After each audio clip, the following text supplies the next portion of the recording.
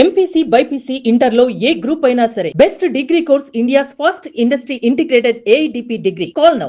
మన ఇండియాలో పెళ్ళిళ్ళు చేసుకొని ఇక్కడ కోర్టులు విడాకులు ఇవ్వనటువంటి పక్షంలో విదేశాలకు వెళ్ళి స్థిరపడిన చాలామంది విదేశీ కోర్టుల్లో విడాకులు తీసుకుంటున్నటువంటి సందర్భాలపై కేసులపై సుప్రీంకోర్టు ధర్మాసనం తీవ్ర వ్యాఖ్యలు చేసింది.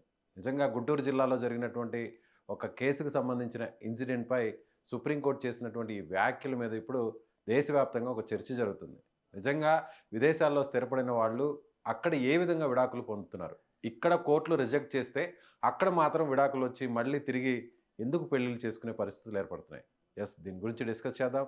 మనతో పాటున్నారు హైకోర్టు అడ్వకేట్, అలాగే విదేశీ కోర్టులకు సంబంధించి అక్కడ ఉన్నటువంటి చాలామంది ఎన్ఆర్ఐలకు సంబంధించిన ఇన్సిడెంట్స్పై ప్రస్తుతం లాయర్గా అడ్వకేట్గా ఉన్నటువంటి ప్రముఖ అడ్వకేట్ పూజారి నాగేశ్వరరావు గారు లైవ్ కాల్లో ఉన్నారు. సార్ నమస్తే. నమస్తే అండి. సార్ నాగేశ్వరరావు గారు, రీసెంట్గా చూస్తే ఇక్కడ కోర్టులు రిజెక్ట్ అయిన తరువాత అక్కడ కోర్టులు మాత్రం ఎలా డైవర్స్ ఇస్తున్నాయి అనేది సుప్రీంకోర్టు ఒక క్వశ్చన్ చేసింది. దీని మీద మీ అభిప్రాయం ఏంటి? మీరు కూడా చాలా ఎన్ఆర్ఐ కేసులను మీరు కూడా ఆర్గ్యూ చేస్తున్నారు, మీరేం చెప్తారు? సార్, ఇప్పుడు మనం అర్థం చేసుకోవాల్సింది ఏంటంటే మన కల్చర్ వేరు, ఓకే, ఫారిన్ కల్చర్ వేరు ఫస్ట్. అవును.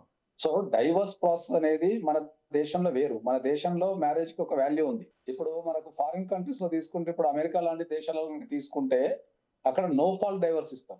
అంటే నో ఫాల్ట్ డైవర్స్ అంటే ఏంటి అంటే, ఇర్రెస్పెక్టివ్ ఆఫ్ ద సిచ్యువేషన్, మనం ఏం కారణం చెప్పకుండా కోర్టుకి వెళ్ళి ఒక భార్య గాని ఒక భర్త గాని కోర్టుకి వెళ్ళి వాళ్ళు కనుక డైవర్స్ అప్లై చేసుకుంటే, వాళ్ళకు ఇష్టం ఉన్నా లేకపోయినా, అంటే ఆపోజిట్ పార్టీకి ఇష్టం ఉన్నా లేకపోయినా డిఫాల్ట్ గా డైవర్స్ ఇచ్చేస్తారు.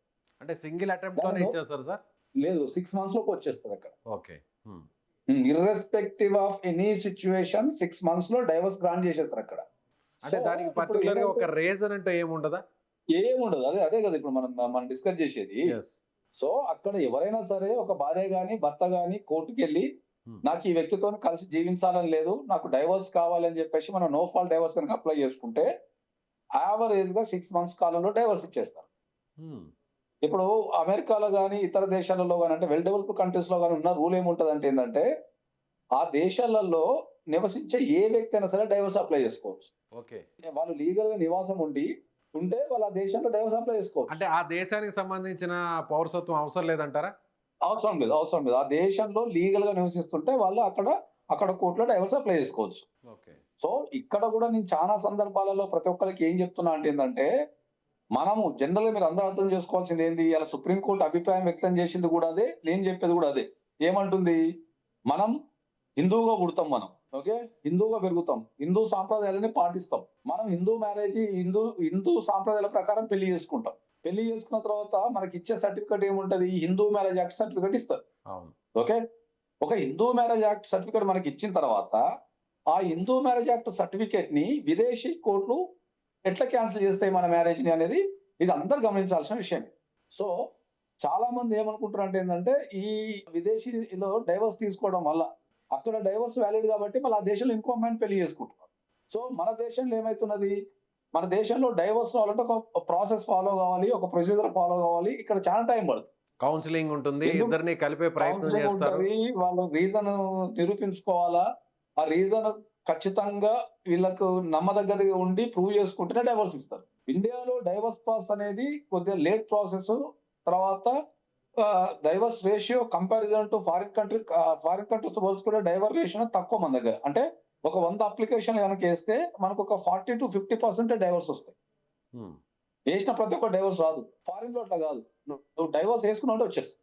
100% దాని మీద మనకు సుప్రీంకోర్టు వల్ల వ్యాఖ్యలు చేసింది ఏంటంటే, మనం భారతీయులు ఉండి భారతీయ చట్టాల ప్రకారం పెళ్లి చేసుకుంటే ఫారిన్ కోర్ట్స్ దీన్ని ఎట్లా క్యాన్సిల్ చేస్తాయి, అట్లా క్యాన్సిల్ చేయడం వల్ల పార్టీస్ లాస్ అవుతున్నారు కదా, వాటికి ఏం చట్టబద్ధత ఉంది వాటికి అనే దాని మీద ఇప్పుడు సుప్రీంకోర్టులో ఇలా తాజాగా వ్యాఖ్యానించడం జరిగింది. అవును. అంటే ఇప్పుడు మీరు అన్నదాని ప్రకారం చూస్తే విదేశాల్లో స్థిరపడిన వాళ్ళందరూ కూడా వెంటనే విడాకులు తీసుకోవాలనే ఒక ఆలోచన, చిన్నపాటి ఘర్షణ వచ్చినా కానీ భార్యాభర్తల మధ్య కోర్టు వరకు వెళ్ళి ఒకవేళ డైవర్స్ అప్లై చేస్తే ఇమీడియట్గా విడాకులు వచ్చేస్తాయా? అసలు కారణం లేకుండానే విడాకులు వచ్చేసే పరిస్థితి అంటారా? ఉంది, అదే కదా చెప్పేది. మరి అలాంటప్పుడు పెళ్లి చేసుకొని చిన్న భార్యాభర్తలు అన్నాక చాలా గొడవలు వస్తుంటాయి. ఆవేశంలో ఏదో చిన్నపాటి ఆవేశంతో వెళ్ళి కోర్టుని ఆశ్రయిస్తే మరి విడాకులు తీసుకుంటే మరి ఇంక పెళ్ళెందుకు, ఈ వ్యవస్థలు ఎందుకు, సాంప్రదాయాలు ఎందుకు? ఇప్పుడు మనం మాట్లాడేటప్పుడు ఏంది బ్రాడ్ సెన్స్ లో ఒక్కొక్క దేశానికి ఒక్కొక్క కల్చర్ ఉంటది. హ్మ్. ఆ దేశంలో ప్రజల స్థితిగతులను బట్టి, అక్కడ ఆచార వ్యవహారాలను బట్టి అక్కడ చట్టాలనేవి రూపొందించబడతాయి. హ్మ్. దాన్ని మనం ప్రధానంగా గుర్తించాలి. ఇప్పుడు ఫారిన్ లో వాళ్ళ కల్చర్ కి తగ్గట్టు, వాళ్ళ వాతావరణానికి, ప్రజల జీవిత విధానానికి తగ్గట్టు వాళ్ళ చట్టాలు రూపొందించుకున్నారు. సో మన భారతదేశంలోకి వచ్చరికి ఏంది, మన భారతదేశంలో మన మన మన మనకున్న చట్టాలను బట్టి, మనం నివసించే పద్ధతులను బట్టి, మన ఆచార వ్యవహారాలను బట్టి చట్టాలు రూపొందించింది. సో ఈ 2 కాన్ఫ్లిక్ట్ ఉన్నప్పుడు నువ్వు ఇక్కడ పెళ్లి చేసుకొని, ఇక్కడ చట్టాల ప్రకారం పెళ్లి చేసుకొని, ఇక్కడ నువ్వు సర్టిఫికేట్ తీసుకొని, ఆ సర్టిఫికేట్ ని విదేశాలలో క్యాన్సిల్ చేయమని అడగటం ఏంది అనేది సుప్రీం కోర్టు ఇలా వ్యాఖ్యానించడం జరిగింది కాబట్టి, ఇది భారతదేశంలో నివసించే ప్రతి ఒక్కరు, ఫారిన్ కంట్రీస్ లో నివసించే ప్రతి ఒక్కరు గమనించదగ్గ విషయం. ఓకే. దీనివల్ల ప్రధానంగా ఏమైతుంది అంటే, ఎవరికైతే ఒక పార్టీకి ఉండాల్సిన రైట్స్ అంటే, మనం భారతీయ చట్టాల ప్రకారం పెళ్లి చేసుకున్నప్పుడు, భారతీయ చట్టాల ప్రకారం ఉండాల్సిన ఒక ఆపోజిట్ పార్టీకి ఉండాల్సిన రైట్స్ అన్ని వైలేట్ అయ్యే అవకాశం ఉంది. అవును. ఎందుకంటే ఇప్పుడు ఫారిన్ కంట్రీస్ లో రీజన్ వినకుండా డైవర్స్ ఇచ్చేస్తారు. ఇండియాలో డైవర్స్ ఇవ్వాలంటే కంపల్సరీ రీజన్ విని, ఆ రీజన్ హేతుబద్ధకంగా ఉండి, ఓహో ఈ రీజన్ వల్ల వీళ్ళిద్దరు కలిసి నివసించలేరు అన్నప్పుడే డైవర్స్ ఇస్తారు. అలాగే నాగేశ్వరరావు సార్, ఇంకో డౌట్ కూడా ఉంది. అంటే ఇప్పుడు ఫారిన్‌లో విడాకులు ఇస్తూ అక్కడ కోర్టు తీర్పునిస్తే, ఆ తీర్పుకి ఇక్కడ వ్యాలిడిటీ ఉంటుందా? అది చట్టబద్ధం అవుతుందా ఇక్కడ మన జనరల్ దేశంలో? గా అదే చెప్తున్నా. జనరల్ గా అయితే అక్కడ ఇచ్చే తీర్పులకు చట్టబద్ధత అనేది ఏది మన మ్యారేజ్ యాక్ట్‌లోకి వచ్చినప్పుడు లేదు అని చెప్పొచ్చు, ఉంది అని చెప్పొచ్చు. ఎందుకు అంటే ఏందంటే అక్కడ నువ్వు డైవోర్స్ తీసుకున్నా, ఓకే. హ్మ్. దాన్ని మళ్ళా ఇండియాలో నువ్వు వాలిడేట్ చేయించుకోవాలి. మళ్ళా కోర్టుకొచ్చి మళ్ళా అప్లై చేసుకొని, నేను ఫారిన్ కంట్రీస్ లో నాకు డైవోర్స్ అయింది.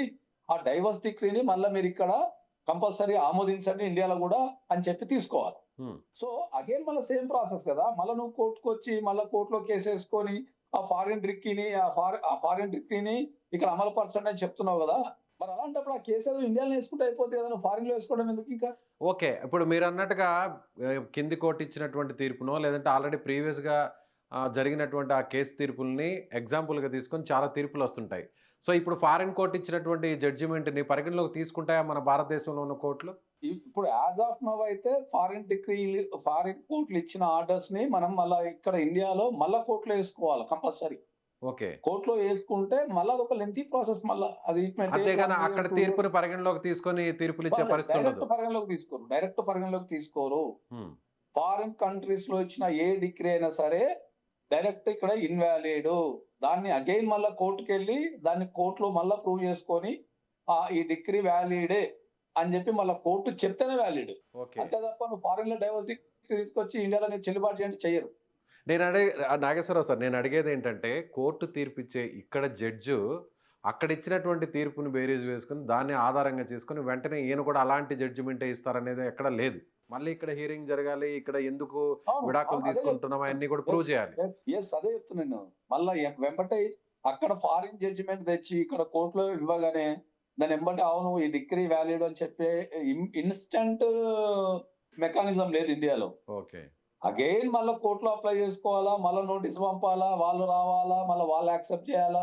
ఒకవేళ వాళ్ళు నేను యాక్సెప్ట్ చేయకపోయి డిగ్రీ అంటే మళ్ళా అగైన్ మళ్ళా పెద్ద పంచాయతీ మళ్ళా సేమ్ మళ్ళీ ఇక్కడ కోర్టులో వేసుకున్నట్టే ఉంటది. ఓకే. ఇప్పుడు ఈ ఇన్సిడెంట్‌లో సుప్రీం కోర్ట్ వ్యాఖ్యానించినటువంటి పర్టిక్యులర్‌గా ఈ కేసుకు సంబంధించి, సో, సత్తెనపల్లికి సంబంధించిన ఓ వ్యక్తి ఇక్కడ పెళ్లి చేసుకున్నాడు. సో, యూకేలో స్థిరపడ్డాడు. యూకేలో ఉన్న కేంబ్రిడ్జ్‌కి సంబంధించిన అక్కడ లోకల్ కోర్ట్‌లో సో, ఆయనకు విడాకులు ఇచ్చారు. ఆయన మళ్ళీ తిరిగి అక్కడ ఒక అమ్మాయిని మళ్ళీ రెండో వివాహం చేసుకున్నాడు. సో, ఇప్పుడు మొదటి వివాహం విడాకులు అక్కడ ఇచ్చారు కాబట్టి అది ఇక్కడ మన ఇండియాలో చెల్లుబాటు అవుతుందా? కాదు. చెల్లుబాటు కాదు. మళ్ళా వాళ్ళు ఖచ్చితంగా మళ్ళీ ఇక్కడ ఆ డిగ్రీ తెచ్చుకొని మళ్ళీ అక్కడ ఫారిన్ డిగ్రీ నాకు ఇచ్చారు. యూకేలో డిగ్రీ ఇచ్చారు. మళ్ళా దాన్ని ఇక్కడ అమలు పరచండి అని చెప్పి మళ్ళా కోర్టులో వేసుకోవాల్సిందే కంపల్సరీ. అలాగే రెండో పెళ్లి కూడా చెల్లదు. ఇండియా ప్రకారం రెండో పెళ్లి చెల్లదు. యూకే ప్రకారం రెండో పెళ్లి చెల్లుతుంది. ఓకే. యూకేలో వ్యాలిడ్. ఓకే. అదే చెప్తున్నా. ఇప్పుడు నువ్వు చెప్పిన ఉదాహరణ వల్ల ఏమైతుంది? ఇక్కడ ఉన్న ఏదైతే అమ్మాయి ఉందో ఆమె లాస్ అవుతుంది. ఇప్పుడు ఆమెకు డైవోర్స్ ఇచ్చేసిండు, నో ఫాల్ట్ డైవోర్స్ ఇచ్చేసిండు, వేరే పెళ్లి చేసుకున్నాడు. హ్మ్. మరి ఇవే పరిస్థితి ఏంది? అంతే. కాబట్టి అది ఓన్లీ ఈ డివోర్స్‌కి సంబంధించినటువంటి ఈ కేసుల్లోనే ఇలాంటి జడ్జిమెంట్లు, ఇలాంటి నిర్ణయాలు ఉంటాయా? లేకపోతే వేరే ఇతర సివిల్ కేసులకు సంబంధించి గాని, క్రిమినల్ కేసులకు సంబంధించిన తీర్పులను కూడా అవి కూడా ఇక్కడే ఉంటాయా? లేదు. సివిల్ కేసులు అనేటివి ఎక్కడే ఉంటాయి. ఓకే. క్రిమినల్ ఒకవేళ కేసెస్ సంబంధించి దేశాల మధ్యలో ఏమన్నా కంపెనీల మధ్యలో ఏమన్నా ఉంటే దానికి సెపరేట్ కోర్ట్స్ ఉంటాయి. దానికి సెపరేట్ యాప్స్ ఉన్నాయి, అవన్నీ వేరే. హ్మ్. ఎస్పెషల్లీ మ్యారేజెస్ కి సంబంధించి మాత్రమే ఇట్లాంటి ఇష్యూస్ వస్తాయి. ఓకే. ఎందుకంటే మ్యారేజ్ లాస్ అనేటివి దేశాన్ని బట్టి, ప్రాంతాన్ని బట్టి, వ్యక్తులను బట్టి, కల్చర్‌ని బట్టి మారుతూ ఉంటాయి. హ్మ్. ఇప్పుడు మన దేశమే గనుక తీసుకుంటే మన భారతదేశం అనేది భిన్న సంస్కృతులకు నిలయం కాబట్టి మన దగ్గర ఎన్ని రకాల మెయిన్ మతాలు ఉన్నాయో, ఇప్పుడు మనకు పార్షియన్ అనే ఒక మతం ఉంది. హ్మ్. దానికి సెపరేట్ చట్టం ఉంది మ్యారేజెస్. ఓకే. ఓకే. క్రిస్టియన్స్ కి ఇండియన్ డైవోర్స్ యాక్ట్ అని ఉంది. హ్మ్. ఓకే.